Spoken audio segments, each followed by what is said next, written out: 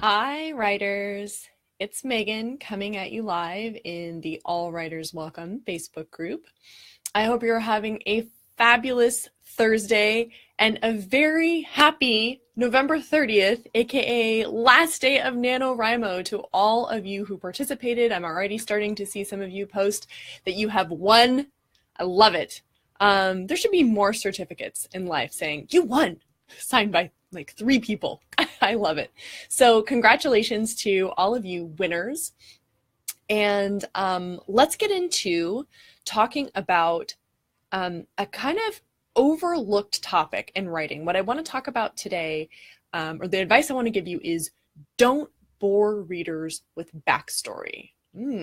All right. What is backstory? Backstory is the information that as readers we need to be able to understand the plot of your book. Hey, Anne, good to see you. So you end up in this conundrum, right?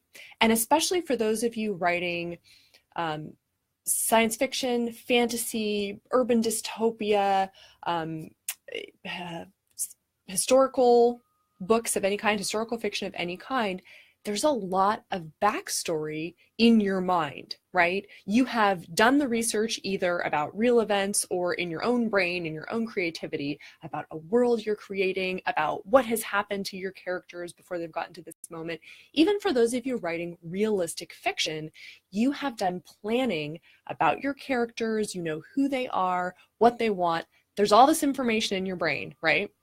Maybe it's on paper too. That's your backstory. It's what has happened before your story starts. It's what's important about these characters, what they believe in, what they think, what they feel. And you know it's important. And the problem is, even though your readers need to have a lot of that information, if you information dump, or sometimes it's called exposition dump, it can bore your readers. So what do you do with this tension between the fact that you need people to know important information about your world, your setting, your characters, and also you want people to be excited. You want them to keep reading. You want them to go, oh, I can't wait to find out what happens next. I can't put this down. I'm up till 3 a.m. reading this book. And then I finished and I reviewed it and told all my friends about it, right? That's what we want. All right. So what I'm going to walk you through are 3 strategies for including backstory in ways that feel natural and organic, and your readers aren't even going to realize they're getting backstory. They're just going to think they're getting story. They're just going to be like, oh, what a great story. And you'll be like, ha ha ha, that is the backstory. But guess what? Then everybody will be happy. Your readers will know what they need to know to have enough context for your story to make sense so they can get on with the cool drama. You will feel satisfied because you've gotten in the cool stuff that you've created, and nobody will notice it. It won't stick out. All right. So the first strategy I recommend is connecting backstory to an object. An object is a perfect way for you to give us information we need. And I want to give you an example of that. So you have your character in a scene, and she could pick up an everyday object. She could pick up her phone, and she could scroll through her phone, and oh my gosh, there's the email from her mother. Boom, you're there. You're going to tell us the situation between her and her mom and her feelings, and why is her mom always emailing her, giving her, advice about love, whatever. Okay, so you're using the object in a way that we do every day. It will feel very natural to readers. And, if you don't have phones in your story, it can be the magic looking glass of reflection, right? Whatever it is in your world that your character uses all the time, let that character use it to get access to a message or a reminder of something that has already happened, or a situation. Okay, so that's one way to use an object. Another way to use an object is to have your character pick up something that is sentimental, right? A special article of clothing, a tool, a sword, a weapon, a photograph, a letter. Just look around your writing space for inspiration. Pick that up and remember, like, oh, what the first time I saw this, or where I found it, or who gave it to me. And you can kind of go into the emotion and the backstory of so much, anything from this character's career, like picking up the first pen I ever started writing with. Oh, and I remember when I began writing books and this, right? You can go on this whole thing from an everyday object if it's sentimental. So it could be, from any aspect of the character's life. In is saying, I find it hard to have a happy medium. Oh, a happy medium between your backstory and your story. Yeah, I think a lot of writers do, especially if you've done a lot of planning. Especially if you worked really hard to figure out who your characters are and what your setting is all about. It's like you want to get that down on paper. Okay, so again, if you link it to, you can tell us. This is not about not telling backstory. It's about not boring your reader with backstory. So my first suggestion is use an object to make that connection. So it could, you could, write about I'm looking at the notes I already gathered, so you guys don't have to listen to me ramble. So it could be the origin of that object and the memory that goes with it, the last time you use that object and some memory related to that. The object reminds you of somebody. Oh, hey, Sarah, thanks so much. I'm glad you love the videos. I'm glad you're here for this one. What the object is used for, something related to work or a special skill your character has. There's my samurai sword that I use. And it could also be related to, a profession, so that we get to know what your character does. Maybe we haven't learned your character's profession yet. Okay, so those are all ways to get great backstory from an object. And if you think about, how normal is that for your character to interact with an object? To take her phone out of her purse, or to, look around the house and something, catches his eye. We interact with objects all of the time. We cannot avoid it. So like a very, very natural, organic way for you to get us into backstory. All right. Another idea for getting us into backstory is a place. And one of my favorite free writes to do is, I can't believe I'm here again. And it's a free write, so that doesn't mean it has to be the way you would actually narrate it. A lot of us don't write in first person, but you can take any character and put that person in a place and write from that character's point of view and think, I can't believe I'm here again. Why? What is this place? What does it symbolize? When is the last time you were here? Why did you never expect to come back? And all of a sudden, I walked into a diner, but that diner lets me tell you the story of, how I was once chased by like an angry gang of vampires and ended up hiding in this diner, right? And you get that whole backstory. So if you choose a place, think about the setting and the mood and the circumstances that could emerge as you describe that place. The details you focus on will let us know if we are in the real world or if there is magic. If I see people coming into the diner and setting their vampire hunting swords in the coat hanging area, it's like, all right, I'm getting some reality about the world here. So just about the setting, you can give us lots of details. You can give us lots of details about what occurred here in the past. And so then we get more about the characters. Again, this is where I hid out from those evil vampires. And it can even be an opportunity to foreshadow and tell us what is going to happen here. And you might ask, well, how is that backstory? It sounds like forward story. But the foreshadowing will be related to a problem we haven't heard about yet that the character has to solve, or some event that's coming up, right? This is the auditorium where they're going to be holding the spelling bee, and oh my gosh, I hope I don't have another disaster like last year, and I get to go in that flashback of misspelling the word fish in last year's spelling bee and being totally humiliated. Oh man, spelling bees are traumatic. Big for good drama. So an object, really natural way to give us backstory, whether it's a flashback or just talking about what you do with that object.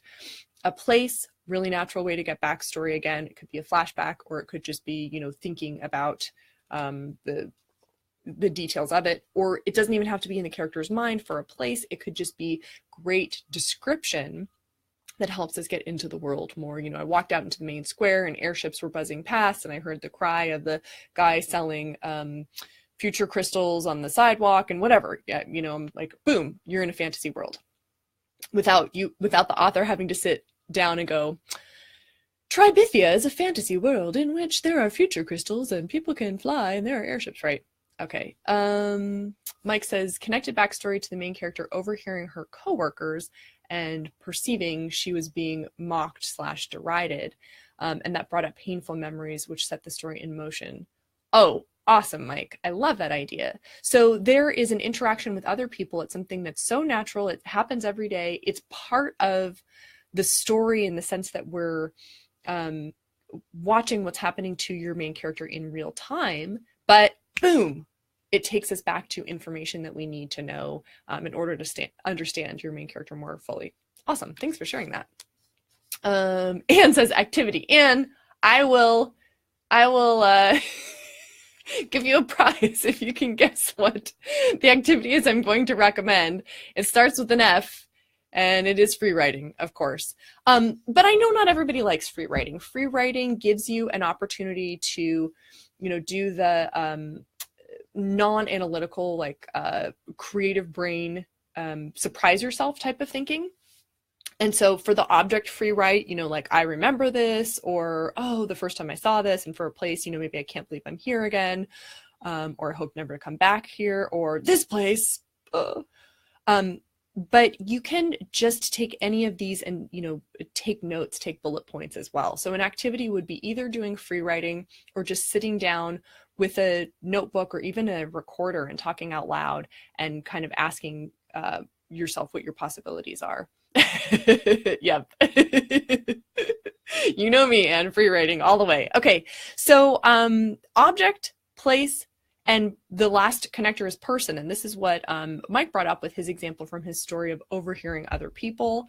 One of my favorite free writes to do with a person to connect to get backstory is, what are you doing here? And again, it's not that you have to narrate. It's not that when you get to your draft, you have to narrate in first person, but doing this as an activity as if you were writing a journal entry from any of your characters' points of view is really powerful. So and it could even be like a dialogue, or it could be a one-sided interaction, could be like an internal monologue. Like I'm looking at this other character going, oh my God, I can't believe you're here. The last time I saw you, you totally insulted me and you stole my lawnmower and never gave it back. And, it could just go on and be one person, or you could do an imaginary dialogue. And this could also lend itself well to a flashback, the first meeting or the last time you saw the person. One of the authors in the All Writers Welcome Academy had a really great scene for establishing backstories from the first chapter of her novel. And it's a character at an everyday event. She's at a garage sale and she sees somebody from her past, somebody very, very scary. And so in that moment, it's boom. And then like the memories come flooding back, which would be very natural, right? If you've ever seen somebody, I don't know, like a former boss or an ex-lover, or, a friend that you no longer speak to, somebody that you're not hoping to see again, as soon as you lay eyes on that person, right, there's this flood of emotion and memory and like, oh gosh, no, So it's very natural. Readers will follow you to that flashback without a second thought if you see somebody and the last time you saw that person was really horrendous for whatever reason. Okay, the other way you can use a character to launch the backstory is anticipation of seeing that person again. It could be positive or negative. It could be the excitement, and then, tonight she was going to see Kevin again and whatever. Or it could be the anxiety of, oh goodness, she hoped Kevin wasn't going to be at the meeting. But you get to describe what the emotion is coming from, so we get that backstory. And you can also have your character experience unexpected news about a person, and that would be like the sighting, or having a lunch with another friend who says, oh, I ran into Kevin. You go, oh, tell me, what was that about? All right. So it's really, really easy to connect the backstory you want to tell us to the action that's important. What it really just involves is doing a little bit of planning. And I've given you 3 ways here, but these are not the only 3 ways. Be creative, figure out what works for you. I really recommend, again, using an object to connect. using a place to connect, using a person to connect to your backstory. But it just takes a little bit of planning, and it takes one more thing. It takes patience. You need to pace yourself. You know all of this cool backstory that you want to reveal to us.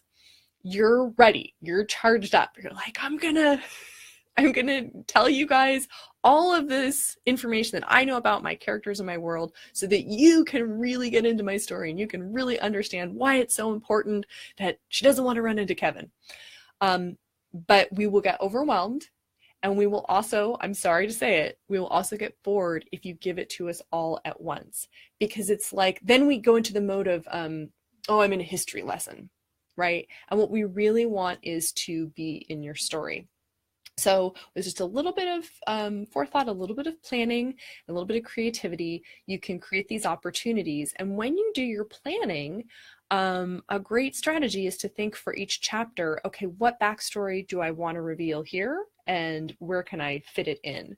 So you can actually think of putting in your backstory just in the same way you think of plotting, where you get a few pieces in at a time, and then you don't bowl us over, and we still get all the information we need. Besides, this will build suspense. It will create tension. I've been really enjoying, well, I binge watched the second season of Stranger Things. I don't know if anybody's into it. And then I had a house guest, and we started watching the first episode, and the house guest had seen the first season, and he kept asking all of these questions, and we're like, they haven't told you yet. You're not supposed to know that. It's okay if you don't know what's going on, because they haven't actually explained that yet.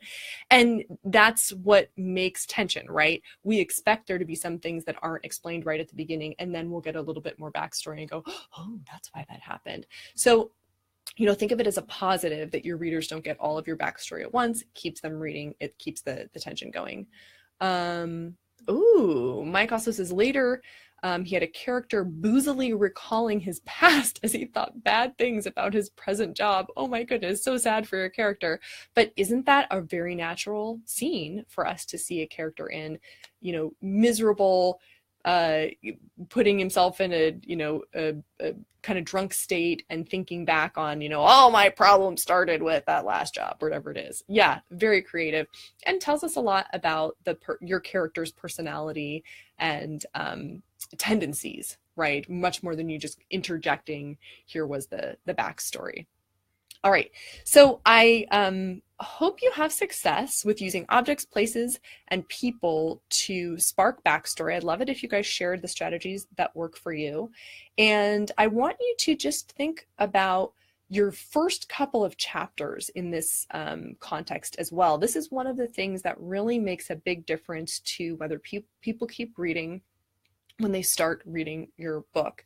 And if you are thinking, gosh, it sounds like a good idea to be able to, give a little bit of backstory at a time, but I'm not sure how to weave it in, I want to encourage you to join us in the pop-up group, Book Launch Like a Boss, because even though it's focused on launching your book and getting ready to market it and have great sales in 2018, the very first training that we're doing is all about getting that final polish on your draft. And I'm doing a training called Make Readers Fall in Love with Your Story. And we're going to be going over in detail strategies for creating this balance of forward motion and context that we need, and as well as other tricks and tips that are going to help readers fall in love with your story. So you can get that live training, the Make Readers Fall in Love with Your Story, plus all the rest of the live trainings. The following week, the second week of December, Ella will be doing a training called How to Get Fans and Followers with Giveaways. Then Ella will be doing how to get book reviews on Amazon. I know everybody wants that one. I am really looking forward to that training and all the reminders that, oh yeah, I need to be doing this, I need to be doing that. And then the final training in December will be write a book description that sells your book. You're putting this effort into making your story great. You need a description that cues readers, oh, it's that kind of story. I love those kind of stories. And we'll go, and they'll click from there. So you can get all of those free live trainings in the month of December by going to our website, allwriterswelcome.com/boss, and that will give you the link to join the Book Launch Like a Boss free pop-up Facebook group.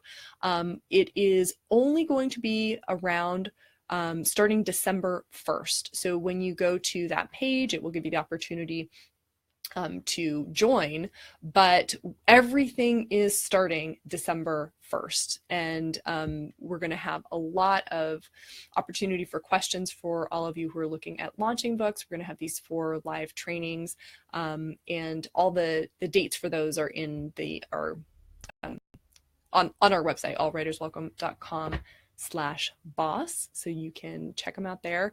But yeah, I really hope you'll join us in the launch group, get the free training, see how you can take your book to the next level. Especially those of you who are just wrapping up Nano and you have a manuscript and you're thinking, okay, ready to take those next steps. I don't want this to just sit and gather dust. I really want to do something with it. Come join us in the pop-up group starting December 1st. And we're going to take you through those next steps, starting with how to make readers fall in love with your book, making sure that you are moving them forward and giving them a great story so that they keep turning pages all the way to the end and get to that last page and go, oh, review, I want to do that. All right, y'all.